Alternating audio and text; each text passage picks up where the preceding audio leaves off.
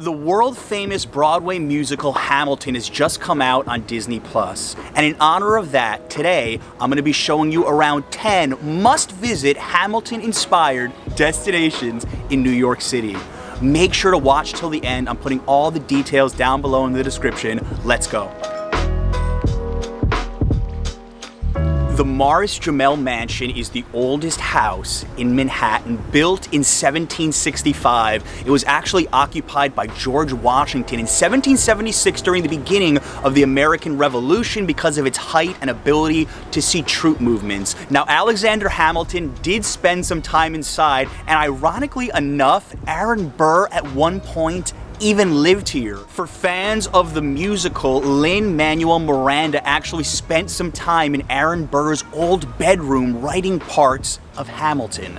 During normal times, you can actually visit the museum inside for just $10. Unfortunately, it is closed right now due to COVID, and even better, if you want to have a really nice wedding, you can even rent out the space here. It was actually built as a gift for a British colonel to his wife. As an added bonus, I'm going to encourage you to cross the street and walk over to Sylvan Terrace. This is one of the most scenic and beautiful streets in all of Manhattan. This is my favorite stop on the video for a lot of reasons. For one, it's arguably New York City's oldest bar, opened in 1762. British generals and George Washington himself drank inside of here. For another, upstairs, they have one of the best museums that most people have never heard of. For just $7, you can learn a ton about the revolutionary history of New York. George Washington also gave his farewell address to the Continental Army upstairs. And what about our friend, Mr. Hamilton? Well, it just so happened 1 week before his death, he was here at a dinner party where Aaron Burr just happened to be as well. Now, if you're not into history, I am going to recommend you check out the bar at Fraunces Tavern. It's like stepping back in time. Enjoy a pint in there. Trust me.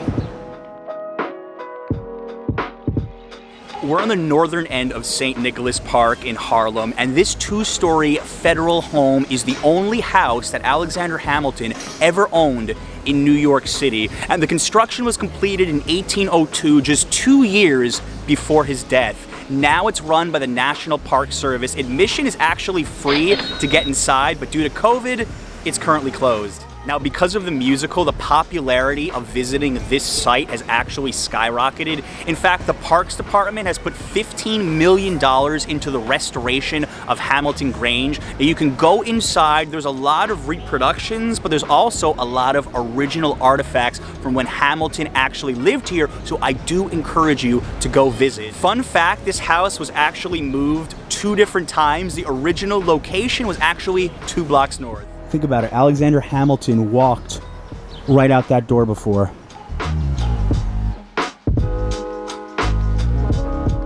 Guys, I'm ashamed to admit that I've actually never walked up these steps before. 90 degrees, super humid, we're gonna do it.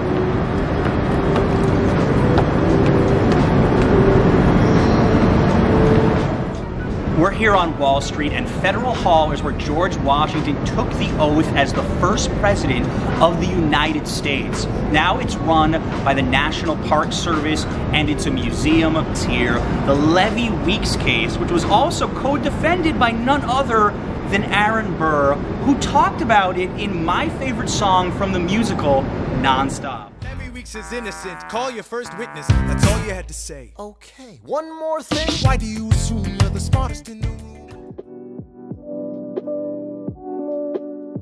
All right, before going forward, I want to give a quick shout out to Adam, one of the members of my Patreon community, for giving me the idea to make this video. Thank you to all the members of my Patreon for supporting us, making videos just like this one. All right, we're in front of 26 Broadway right now. Now, most people would likely go to the Charging Bull across the street, but we're going to point out this building as one of Alexander Hamilton's many residences in New York. I mentioned that Hamilton Grange was the only house he ever owned, but he did stay here right behind me up until 1802, the final spot before moving to Hamilton Grange, and ironically enough, he was buried just a few blocks away at the Trinity Church Cemetery. Hamilton isn't the only reason this building is famous, though, as it actually was the headquarters for Standard Oil and is now a U.S. landmark.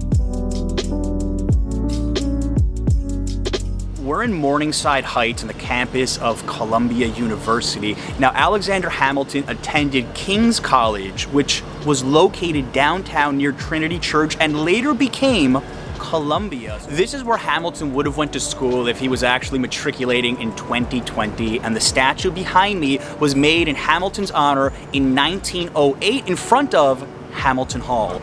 You can go to the Green Hall Low Library on campus if you want to learn more about the history of Columbia, and I encourage you just to walk around this campus. It is really beautiful.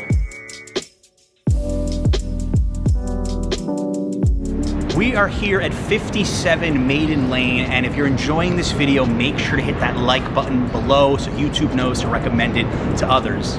So do you remember when Aaron Burr was singing about wanting to be in the room where it happens? Well, that room where it happens is right behind me. Unfortunately, it's actually not even in use anymore. It's just a brick wall.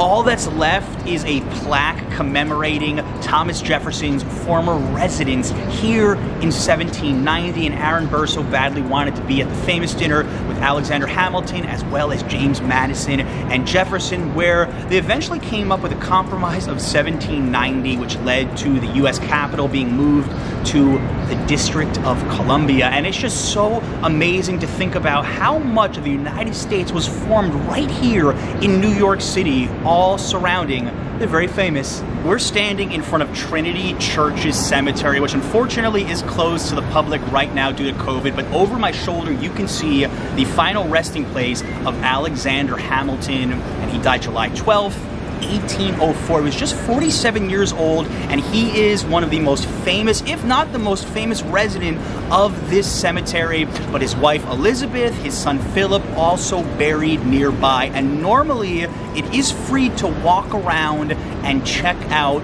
the actual grave site. In fact, it has become very popular ever since Hamilton the musical came out, and this cemetery is one of the oldest in New York City. In fact, they have some tombs dating back to the 17th century. 1804, Alexander Hamilton was rowed across the Hudson River to the Bayard Mansion, which is no longer located here, but the site is noted with the plaque on the apartment, and that's where one day later, Alexander Hamilton succumbed to that bullet from Aaron Burr. Now, there's a lot of debate in history whether this is the actual Bayard Mansion where he died or if it's actually one block north of here, but just walking by here, seeing this neighborhood and seeing this plaque is gonna let you know what Alexander Hamilton's last day really was like. And honestly, Hamilton tour or not, any excuse to visit the West Village is a good excuse. Between 1700 and 1845, the dueling grounds here held 18 known duels. This was a spot where people settled their grievances. We have crossed the Hudson River to Weehawken, New Jersey, and we are standing above the most famous dueling ground in U.S. history, where Alexander Hamilton met his demise. Now, you can't see it right now, but down there in the shrubs, about 20 feet above the Hudson River, there used to be a wooden ledge, and that was where, across the Hudson from a very young New York City, 10 paces each, 2 shots fired. Some argue Hamilton shot in the air, others argue he shot over Burr's head. Burr returned fire, fatally striking Hamilton, and Hamilton's body was rowed across the Hudson, where he eventually died in the West Village at the Bayard Mansion. I have to say, if you're a fan of Hamilton, this is the #1 site you kind of have to come to, and it's not just to appreciate the dueling grounds here, but also this view of New York City. It's honestly pretty tough to top, especially if you come around sunset. That'd be my insider tip for you here. All right, guys, leave me a comment down below and tell me which of these Hamilton sites you're most interested in visiting. I'm curious. Thank you so much for watching, as always. Until next time.